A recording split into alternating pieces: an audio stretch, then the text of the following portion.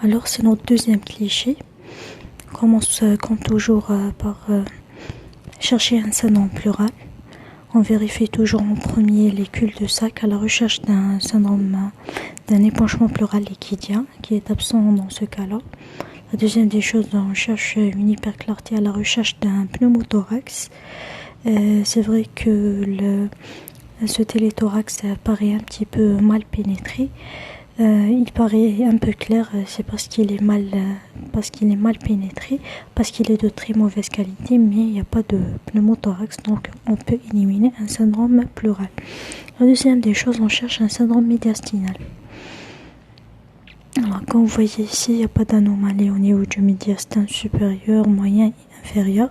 C'est vrai que vous voyez ici cette lésion, elle se confond avec le médiastin, mais elle ne fait pas partie du médiastin, donc on peut éliminer un syndrome médiastinal, un type de thymome, lymphome et sarcoïdose au premier stade.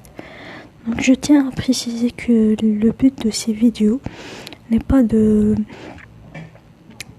pouvoir deviner la lésion, mais c'est pour vous apprendre à raisonner. Et c'est ça l'objectif de ces vidéos.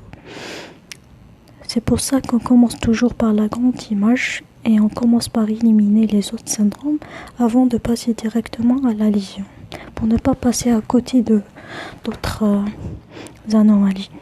Donc maintenant, on passe au parenchyme pulmonaire qui est à l'intérieur pour chercher ces syndromes alvéolaires interstitiels bronchiques et on peut les éliminer tous.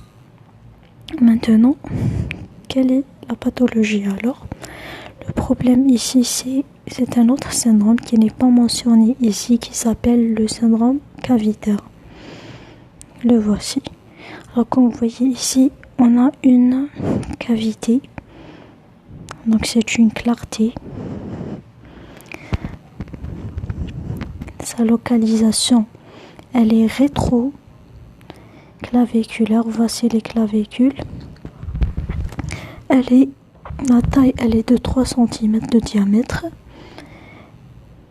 Elle est entourée d'une paroi épaisse de 1 cm. Comme vous voyez, la paroi en blanc et voici la cavité en noir.